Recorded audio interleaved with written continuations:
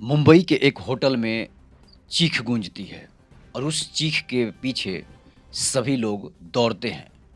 मुंबई के होटल के जितने भी स्टाफ थे, सभी लोग दौड़ पड़ते हैं और जब वो दौड़ कर वहाँ पहुँचते हैं, तो उन्हें लगातार जो है वो चीखें सुनाई दे रही थी। अब ये चीखें कहाँ से आ रही थी, किसकी चीखें थी, अब पता करने के लिए होटल के सभी स्टाफ दौड़ पड़ते हैं। मैं आप बात कर रहा हूँ, पूरी घटना से मैं आपको रूबरू कराऊँगा कि आखिर एक लड़की की चीख क्यों पूरे होटल में गूंज रही थी। आखिर क्या था जो लोगों को दिखाई तो नहीं दे रहा था, लेकिन एक लड़की के चीखने की आवाज़ जो है होटल में गूंज रही थी और वो चीखें ऐसी थी जिसे लगता है कि कोई किसी को ज़बरदस्ती कर रहा है। तो पूरी घटना मैं आपको बताऊँगा कि कृति नाम की एक लड़की थी, जिसकी 2024 में शादी होती है। उसकी शादी जो है 26 नवंबर 2024 को होती है। उसके बाद क्या होता है कि 26 नवंबर 2024 को शादी होती है और शादी के बाद और ये लड़की जो है वो बिहार के समस्तीपुर की रहने वाली थी और कृति की शादी जो है वो आशुतोष से होती है। कृति की शादी जब आशुतोष से होती है तो कृति काफ़ी खुश थी और कृति जो थी वो गाँव देहात की लड़की थी। तो कृति को लगता है कि भाई शादी होता है और लड़का जो है वो नौकरी करने वाला था। मुंबई में किसी बड़े कंपनी में इंजीनियर था। आशुतोष जो था वो जो है मुंबई की एक बड़े कंपनी में इंजीनियर था। तो अब वहाँ से ये लोग जो हैं समस्तीपुर से इनकी शादी होती है। शादी होने के बाद 2 दिन के बाद ये लोग कृति बोलती है पति से, जब सुहाग रात का समय आता है तो बोलती है कि नहीं, हम लोग हनीमून पर चलेंगे, तभी मैं तुम्हें टच करने दूँगी, नहीं तो मैं तुम्हें टच नहीं करने दूँगी। आशुतोष भी मान जाता है कि चलो मुंबई चलते हैं, जहाँ नौकरी करते हैं, वहीं पर हम लोग हनीमून मनाएँगे और वहाँ जो है हनीमून मनाकर फिर वापस बिहार लौटेंगे। समस्तीपुर फिर लौट आएँगे। पैसे वाला था, इसलिए राज़ी हो जाता है और कृति जो थी वो भी अच्छे खासे घर से थी, पैसे वाले घर से थी।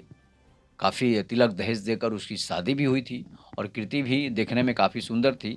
हालाँकि जो है ये दोनों का अरेंज मैरेज था, इसलिए एक-दूसरे को पहले लोग जानते नहीं थे। लेकिन जब से शादी हुई थी, तब से कृति सोचती थी कि हम हनीमून पर जाएँगे, तभी अपने पति को अपना बॉडी टच करने देंगे, नहीं तो टच करने घर पे नहीं देंगे। इसके बाद और कृति जो थी वो गाँव देहात की लड़की थी, पढ़ी-लिखी थी और ना उसका कोई बॉयफ्रेंड था, ना उसकी कोई दोस्ती थी किसी से। इसलिए कि वो सिंगल ही रहना अधिक पसंद करती थी। लड़की तो नए जुग जुग की थी, जीन्स टी-शर्ट पहनना उसका शौक था। लेकिन जो है इस शौक के बीच जो है, कृति को किसी से दोस्ती करना पसंद नहीं था, चाहे वो लड़की हो या लड़का हो, वो किसी से दोस्ती नहीं करती थी। और वो कुछ धार्मिक किताबें पढ़ती थी, तो उसे लगता था कि भाई अधिकतर धार्मिक सीरियल ही देखती थी। आजकल की लड़कियों के जैसे शॉर्ट शॉर्ट जीन्स पहनकर, हाफ पैंट पहनकर घूमने वाली लड़कियों के जैसे सास बहू का सीरियल और बॉयफ्रेंड गर्लफ्रेंड का सीरियल सीरियल उसे देखना पसंद नहीं था। वो उसके दिमाग में उसके माता-पिता बोल रहे थे कि इन सब सीरियल अगर तुम देखोगी तो तुम्हारा जो है मन खराब हो जाएगा, गलत संगत में पड़ जाएगी, इसलिए तुम्हें पाप लगेगा और वो काफ़ी पाप से डरती थी। और लोग उससे बोलते थे कि ये सारी चीज़ें जो है ना, गर्लफ्रेंड बॉयफ्रेंड की चीज़ें जो है, तुम्हारा पति अगर अच्छा मिलेगा, तुम्हारा पति अगर आज बहुत अच्छा मिलेगा, तो तुम्हें ज़रूर है कि गर्लफ्रेंड और बॉयफ्रेंड वाला मज़ा तुम्हें एन्जॉय हो जाएगा। इसलिए वो किसी से संपर्क में नहीं रहती थी। अब इसके बाद जो है कि कृति की इसलिए किसी से कृति की दोस्ती नहीं हो पाती थी और वो हमेशा पूजा पाठों में लगी रहती थी। तो अब कृति जो है पढ़ने में काफ़ी तेज़ थी। कृति को आगे पढ़ने का भी शौक था, लेकिन उसके माता-पिता जो थे वो सोच रहे थे कि अब कृति की शादी कर दी जाए, इसलिए कि उसका उम्र धीरे-धीरे बढ़ रहा था और कृति ग्रेजुएशन कर चुकी थी। तो आशुतोष से जब शादी होती है उसकी, तो वो बोलती है सुहागरात के दिन कि भाई हम मुंबई चलेंगे, जहाँ तुम नौकरी करते हो। आशुतोष मान जाता है और उसे लेकर मुंबई चला जाता है। मुंबई चला जाता है तो पहले वो लोग शॉपिंग करते हैं, घूमने के लिए जाते हैं। घूमने जाते हैं, उसके बाद क्या होता है कि सभी जगह से घूम कर आते हैं। बोलते हैं कि नहीं, हम लोग 2 दिन घूमेंगे। इस तरह बातों में उसे उलझाए रहती थी। तो मुंबई के जुहू बीच से लेकर अलग-अलग चीज़ों को घूमना, सभी बीचों पर वो जाना, समुद्र में नहाना उसे काफ़ी पसंद था, शौक था। और वो एक चीज़ थी जो अपने पति को बता नहीं रही थी। और क्या चीज़ थी, बार-बार जब पति सुहागरात मनाने की बात करता था, वो बात को टाल देती थी। जिस चीज़ से वो डरती थी, जिस चीज़ से उसे डर था, जिस पाप से उसे डर था, वो पति से छुपा ही रही थी। तो अब क्या होता है कि वो सभी जगहों पर घूम लेती है। ताज होटल मुंबई भी घूम लेती है। बहुत सारा चीज़ जो है वो वहाँ से घूमकर अपने कमरे पर चली आती थी। लेकिन कमरे पर जब आती थी तो वो बोलती थी कि भाई तुम्हें अभी हमें टच नहीं करना है। टच भी करेंगे तो कैसे हो, बड़ा अच्छा-सा होटल लेंगे और उसमें जो है तुम्हें टच करने देंगे। घर रूम में टच करना देंगे नहीं। इसलिए इंजीनियर तो था आशुतोष, लेकिन जो रूम जो था वो फ्लैट था और छोटा-मोटा फ्लैट था। उस तरह का था नहीं। पैसे तो वो अच्छे कमा रहा था, लेकिन थोड़ा-सा कंजूस की वजह से जो है वो अच्छा-सा फ्लैट नहीं ले पाया था। तो अब एक दिन प्लान बनती है। आशुतोष अंत में गुस्सा हो जाता है और गुस्सा होने के बाद बोलता है कि अगर तुम्हें सुहागरात मनानी ही नहीं है तो फिर तुम बिहार चले जाओ। अब बार-बार गुस्सा होना भी होने लगता था, लेकिन वो हँस के बातों को टाल देती थी, इसलिए कि चंचल थी, कमसिन थी जवानी उसकी। तो अब क्या होता है कि अब जब वो बातों में टाल देती थी, तो आशुतोष मुस्कुराकर भी चुप हो जाता था। उसके बाद क्या होता है कि आशुतोष जो है अब उसे एक दिन क्या करता है कि तुम चलो हम होटल में आज आज खाना खाते हैं और वहीं पर एक कमरा ले लेते हैं। तो बोलती है कि ठीक है, कमरा तो ले लोगे, लेकिन हम जो चाहेंगे वही करेंगे। तो अब क्या होता था कि कमरा होटल में एक बड़ा-सा मुंबई का बहुत अच्छा होटल था, उसमें एक कमरा लिया जाता है और वहीं पर वो रेस्टोरेंट में वो लोग खाना खाते हैं। इसके बाद रात हो जाती है।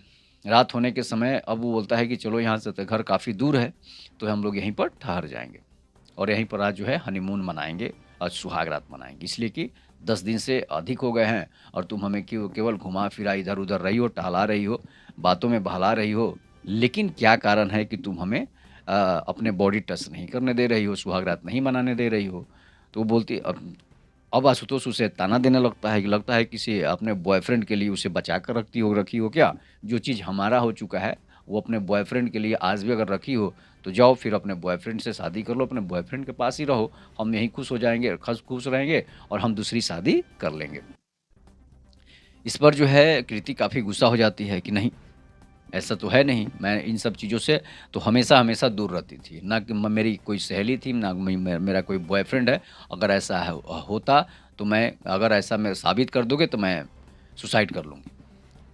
तो फिर आशुतोष जो है मुस्कुराकर हँसकर उसके गाल को सहला देता है और बोलता है कि नहीं, मैं तुम पर शक नहीं करता हूँ, लेकिन हमारे तुम्हारे बैकग्राउंड के बारे में तुम्हें पता है, इसीलिए तुमसे शादी की है कि तुम्हारा कोई बॉयफ्रेंड नहीं है, तुम्हारी कोई सहेली नहीं है।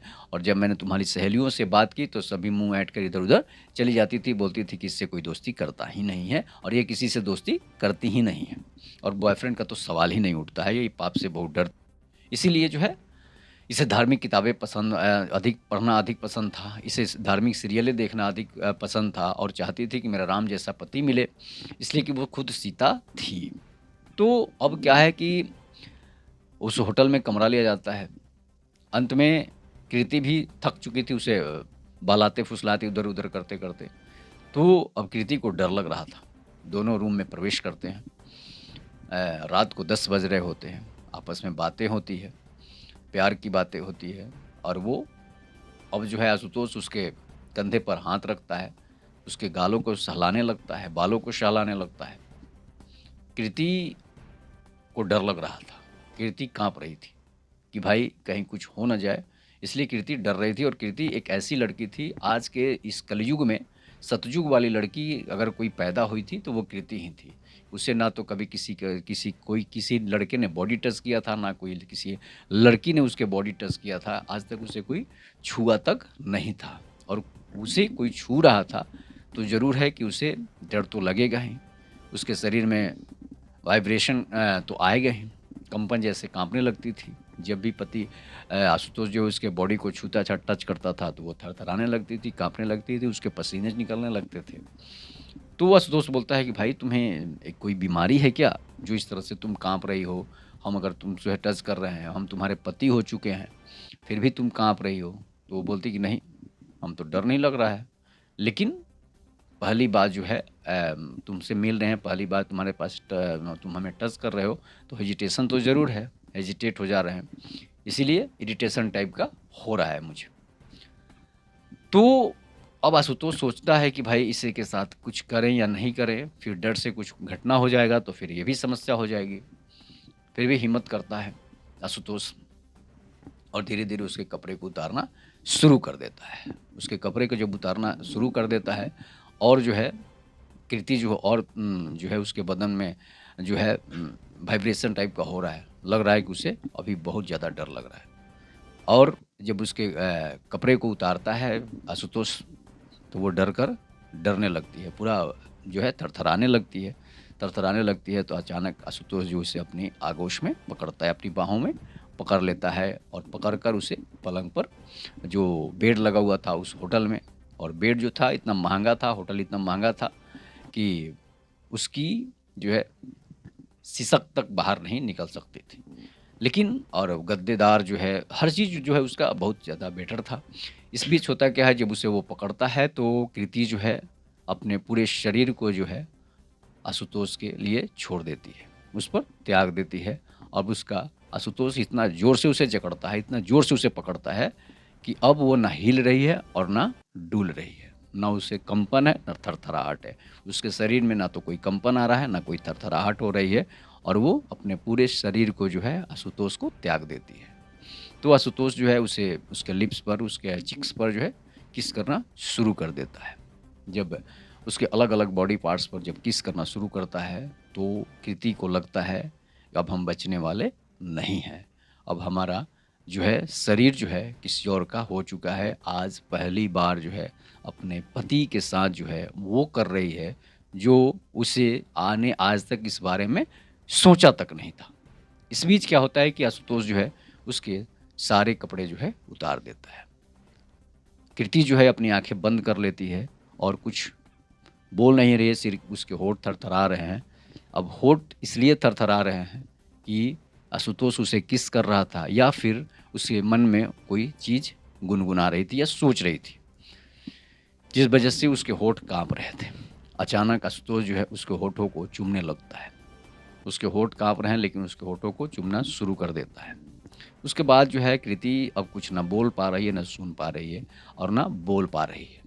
इसलिए कि कृति को लगता था कि अगर कोई गलत हम काम करेंगे तो पाप होगा। इसलिए वो पाप जो है अब तो कृति को ये भी समझ में आ रहा था कि अब जो मेरा पति मेरे साथ कर रहा है वो पाप नहीं है। फिर भी वो डर रही थी।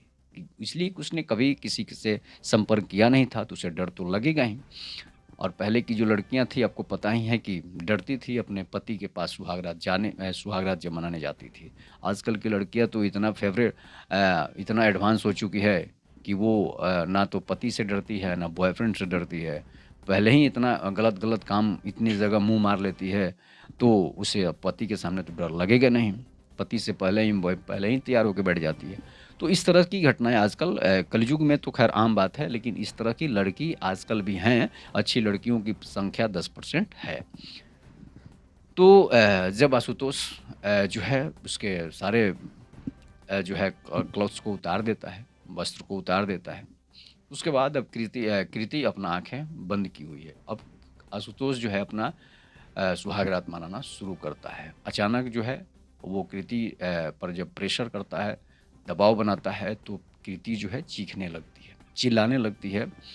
और जब और इतना ज़ोर-ज़ोर से वो चीखने चिल्लाने लगती है कि लगता है कि होटल में कोई किसी की हत्या कर रहा है। इस तरह से चिल्लाती है कि अब होटल के सारे स्टाफ जो हैं दौड़कर चले आते हैं। आशुतोष भी सोच में पड़ जाता है कि भाई आखिर इतनी ये चीख क्यों रही है? तो दौड़कर जब सभी लोग आते हैं दरवाज़ा खुलवाने लगते हैं। लेकिन आशुतोष जो अब उसे छोड़ने का नाम ले नहीं रहा है, इसलिए कि आशुतोष को भी जो है वो भी एक ऐसा इंसान था जो कभी किसी के साथ संपर्क नहीं बनाया था। अब धीरे-धीरे ब्लड जो है पूरे बेड पर फैल जाता है। कृति काफ़ी ज़ोर-ज़ोर से चीखने लगती है, चिल्लाने लगती है, रोने लगती है। चीखने की आवाज़ सुनकर सभी लोग दौड़ पड़ते हैं, दरवाज़ा खटखटाया जाने लगता है। लग रहा है कि आशुतोष अपनी पत्नी को जो है के साथ या तो कोई गलत काम कर रहा है या फिर उसे उसकी ज़िंदगी को तबाह कर रहा है, ख़त्म कर रहा है या फिर उसकी हत्या कर रहा है, ऐसे लोग सोच रहे थे। तो अब क्या होता है कि काफ़ी देर तक दरवाज़ा को पीटा जाता है, दरवाज़ा खुलता नहीं है। अब जब दरवाज़ा खुलता है तो सभी की आँखें सन्न रह जाती है। सभी लोग देखते हैं कि भाई ये तो पति-पत्नी हैं और इस तरह से वो चीख रही थी जैसे लगता है कि पहली बार सुहाग रात ज़िंदगी में मना रही हो। तो अब आशुतोष तो शर्ट पैंट पहन लिया हुआ था। पत्नी को भी जो है उसके शर्ट्स को सूट को पहना दिया था। अब कृति जो है उस हाल अवस्था में पहुंच चुकी है कि लगता ही नहीं है कि अब वो बच पाएगी। आनन-फानन में उसे अब हॉस्पिटल पहुंचाया जाता है। हॉस्पिटल में उसकी स्थिति काफ़ी बिगड़ चुकी थी और वो डर के मारे इतना डर चुकी थी कि कोई सोच भी नहीं सकता था। वो अपने पति के अलावा सिर्फ़ और किसी का नाम तक ही नहीं लेती थी। सिर्फ़ और सिर्फ़ आशुतोष, आशुतोष कर रही थी। अब होता क्या है कि हॉस्पिटल में पहुँचता है, हॉस्पिटल में जब उसका जाँच कराया जाता है, इलाज कराया जाता है, तो डॉक्टर जो है लेडीज़ डॉक्टर थी। फ़ाहिमा शेख उसका नाम था।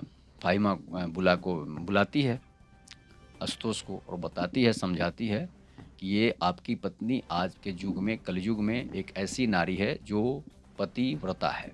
इसलिए कि अपने जीवन में इसने कभी किसी के साथ संबंध नहीं बनाए हैं, कभी किसी के साथ एन्जॉय नहीं की है। ऐसी आपकी पत्नी मिली है, बधाई हो।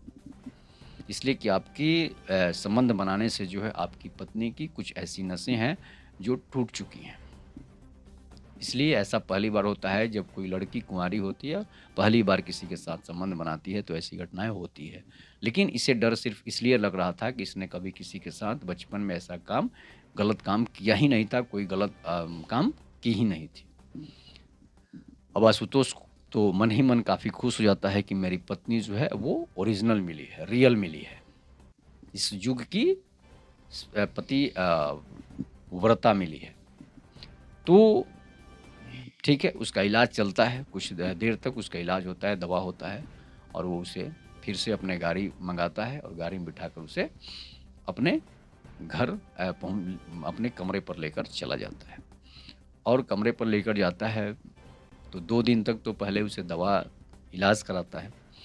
उसके बाद जब कृति ठीक होती है, तो कृति डरते हुए अपने पति के पास जाती है और बताती है कि तुम्हें अगर यही करना था, तो तुम अच्छे ढंग से भी कर सकते थे। तुम तो लगा कि कोई भेड़िया जो है हमारे ऊपर टूट पड़ा है। और वो आशुतोष समझाता है कि ऐसा कुछ बात नहीं है, तुम ही डर के मारे जो है चीखने-चिल्लाने लगी थी।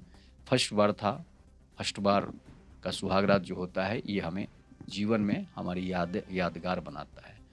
तो और ये घटना जो है समस्तीपुर की है। लड़का समस्तीपुर का था, लड़की समस्तीपुर की थी।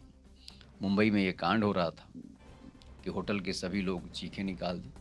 डॉक्टर ने जब उसके आशुतोष का जांच किया, उसके बाद डॉक्टर के भी होश उड़ गए कि किसी का बॉडी पार्ट्स जो है इतना बड़ा कैसे हो सकता है। तो ये कहानी आपको कैसी लगी? इस घटना पर आप लोग प्रतिक्रिया ज़रूर दीजिएगा। तब तक के लिए नमस्कार। जय हिंद, जय भारत, जय श्री राम।